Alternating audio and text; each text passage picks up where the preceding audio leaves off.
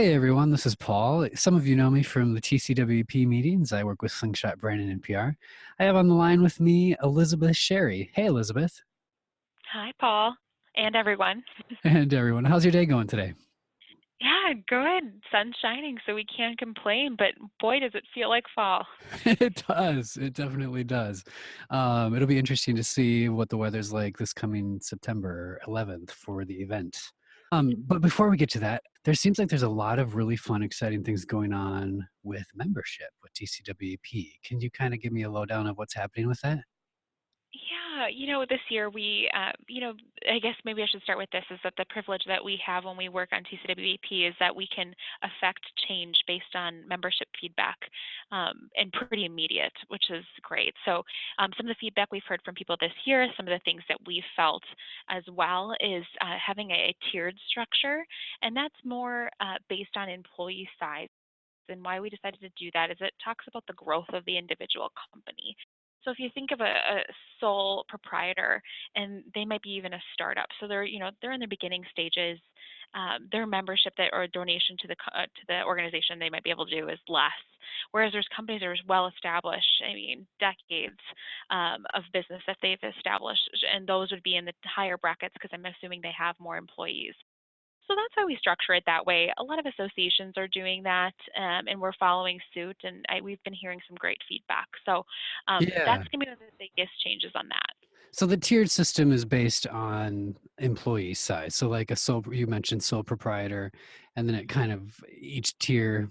I keep picturing wedding tiered cakes, but It can be visioned as that, yes. yeah, yeah, um, yeah. No, and that makes a lot of sense, especially for what you're saying about really being able to better serve the community and better serve everybody that's going to be involved. How does that affect, or does it have an effect on the B2Bs? That I know that was something kind of new last year, the business to business members. Is there anything shifting or changing this year that you want to share or talk about? Yeah, our business to business members, we love them. We want them to keep coming, but we want them to be a part of our community too. We have noticed that in the last year when we've opened up business to business, those folks that were listed as B2Bs were more welcomed and received. The ones that were coming in that it didn't seem like why they fit, their name presence wasn't there.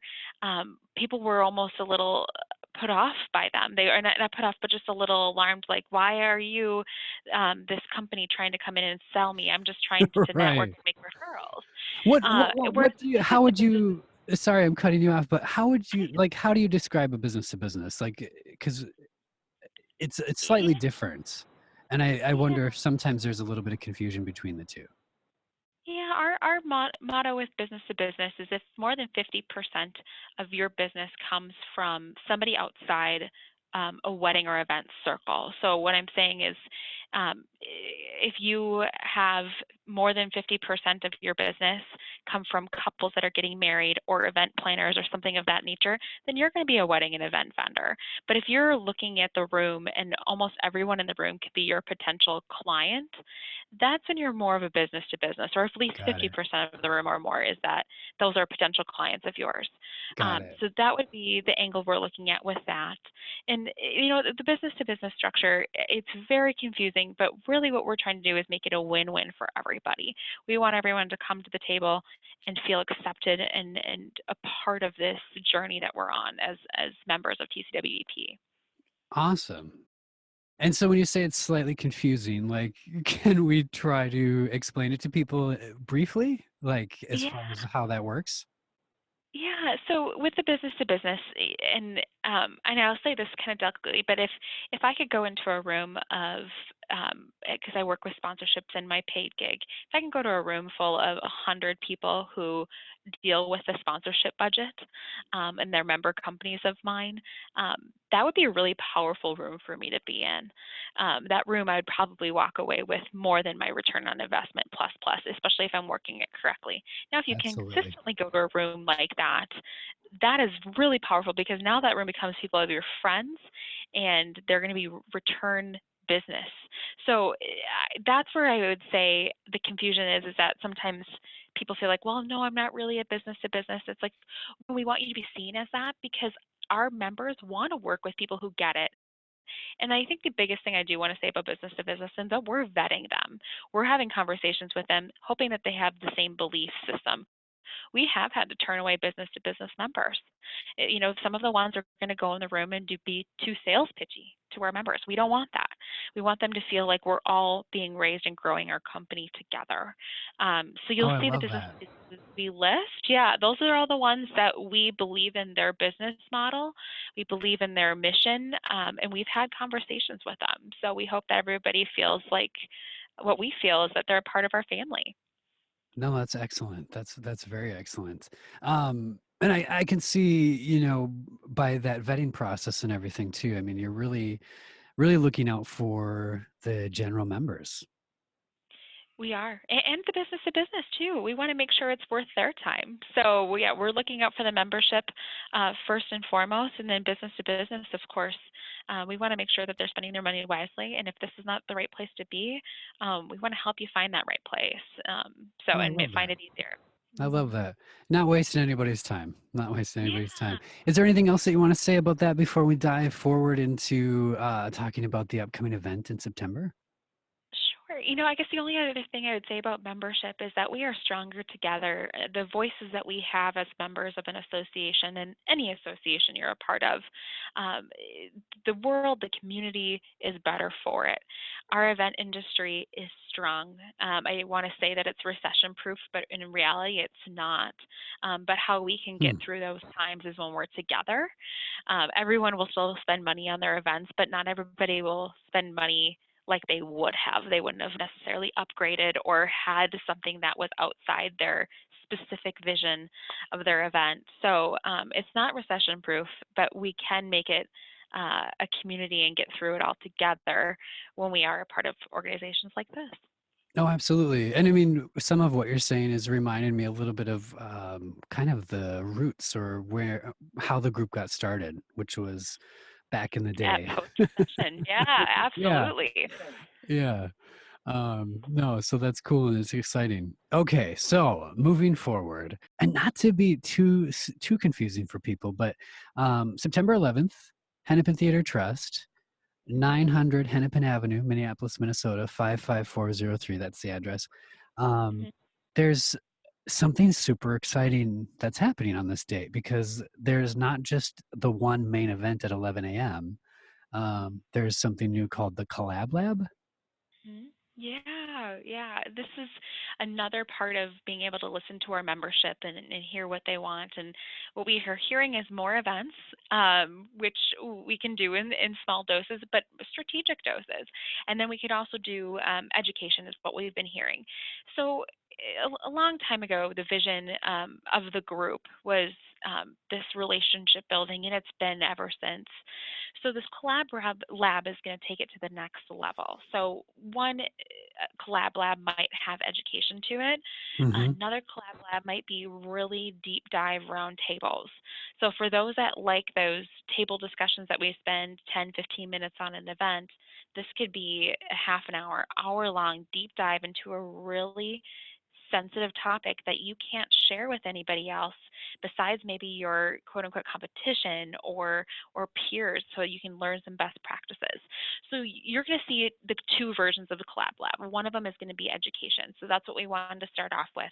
We have this really cool opportunity to have a speaker come from the UK. He's a well-regarded DJ. His name is Alan, and apparently has a stellar accent too.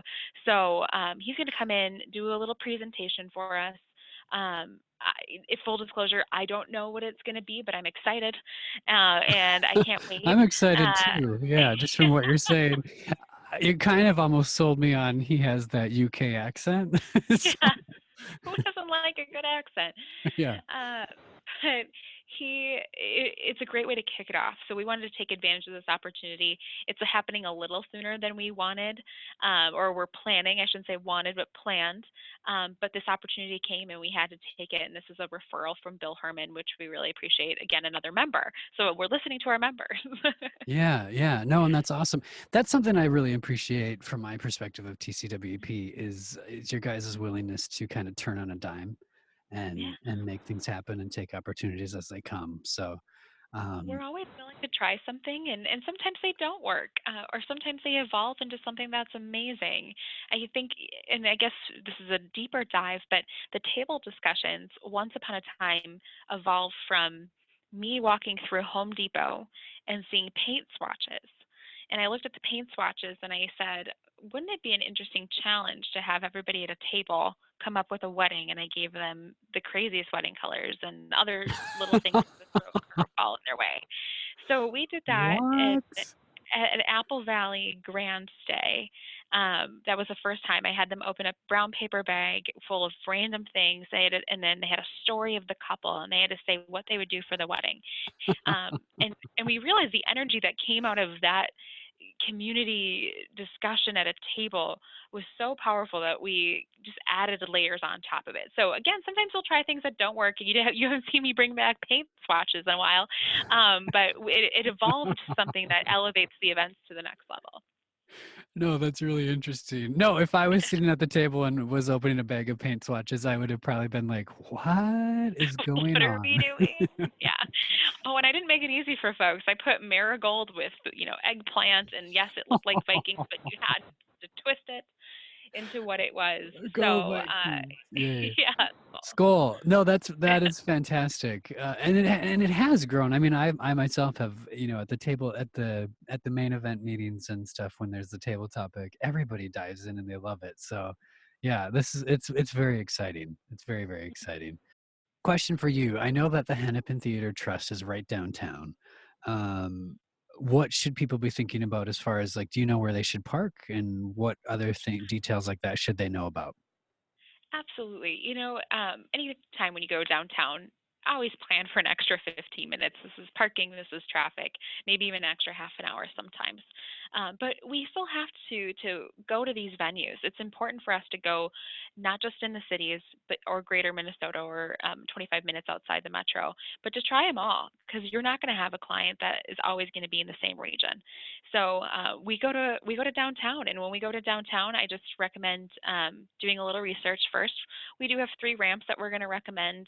One of the closest ones is 10th and Hennepin. But one thing we do want to note, and I am a little annoyed about this because we came to this date before Target did, but Target decided to have their huge 30,000 person conference the same week that we had this date already established.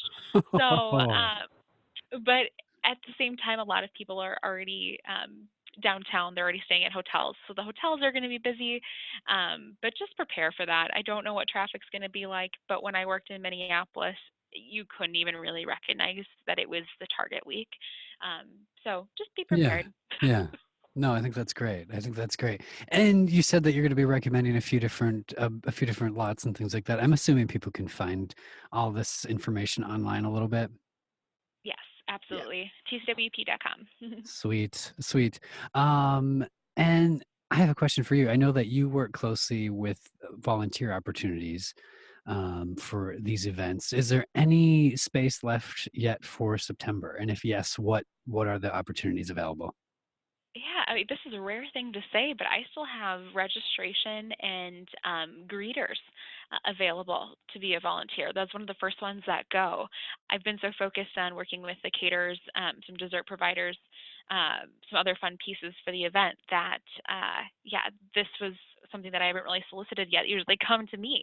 So if you're interested, message me at elizabeth at tcwp.com Easy. and I will get you set up. But it's such a great way to meet people. Being at the registration desk is so powerful. You have a comfortable place to sit. You get to greet people. So all we ask is for a warm face and a friendly smile. So with that, Easy. then you greet people coming in, check somebody off a list, and then go from there. Yeah, I've heard really good things actually from the greeters generally, as far as like really being kind of front and center and getting known in the group. Yeah, So yeah, they do. The frequent flyers, especially. And I usually just go with a first come, first serve basis. I don't usually go by, oh, you just did volunteering last month. I just, whoever signs up first, that's who I go with. So cool. that's what it is. Very cool. My kind of my wrap up final question for you, and one that I'm always excited about. So, what should people be thinking about for the table topic discussion on September 11th? Well, we are at the theater, so we have to have a little flair for the dramatics, but still talk about something that's practical to business. So, we want to talk about something in somebody's career that was a dramatic change. What is that shift that got you from one place to another? It could be how you started your company. It could be something as simple as a best practice that you started doing that helped elevate you, or a marketing platform you got set up with. It could be any level. But what really elevated your business and made you a star, if we're going to keep going with the puns of the theater? I love But it. that, but that's really what we want to hear, because I think that that's so important. We have education topics now with the collab labs, but we we have learned the best experts are all around you. So those table discussions are so important, and we hope that people enjoy them and really learn something. If you learn one thing, that's all we ask, and walk away with something spectacular to implement in your business. Oh, I think that's fantastic. Do you yourself, can you think of maybe hinting at, was there a really super dramatic moment in your career that was like a Yeah. dramatic shift? I guess in my current line of work, it's something so simple, but handwritten thank you notes. So whenever I am working with Ah, somebody and my time with them has concluded, a handwritten thank you note, and a lot of mine is renewals too. So it helps with oh, the renewal interesting. pieces and it's so simple, but it's a lost art these days, and in any given year, I have probably 200 plus clients. So I'm writing a lot of thank you notes, and then it's a good chunk of my time, but it's worthwhile. That is worthwhile. Oh, that's Yeah. fantastic. That makes me excited for the upcoming event. And um, I actually have a small little stack of thank you notes. I would have to echo that. It's a really good Yeah. tip. Yeah. It's simple, something so small that somebody can implement. And it's something that was bestowed upon me from my grandma, really. So I'm taking something that I've learned outside of business circles and implementing it back into business. And I think it's a good practice. Oh, I love it. I think that's really, really, it's charming, and people know it takes a while to sit and write something too. So that's really cool. Well, Um, especially when I send my thank you notes with glitter in them, and then I apologize for the glitter in the thank you notes. Everyone finds that particularly charming, ah. maybe annoying, but I Uh, apologize for it. yeah, yeah, yeah. You're that person. No, that's fantastic. No, that's really great. Is there anything else that we should let people know before we let them go? Come to a meeting. If this is the first time you're hearing this, come to a meeting, try us out. It can be scary. I can think of the butterflies in the stomach I had driving to my first one, but don't worry, you will have friends immediately. So please come. And then for those who've been there before, we're excited to see you. We're going to kick off the year here in Minneapolis, so we want you to be a part of that as well. Oh, I love it. I love it. Well, this has been really great. Thank you so much, Elizabeth. And I'm sure we'll talk to you again, and we'll talk with everybody, and everybody have a safe drive wherever you're at. Oh, great. Thanks, Paul, Yep. Thank you. and everyone.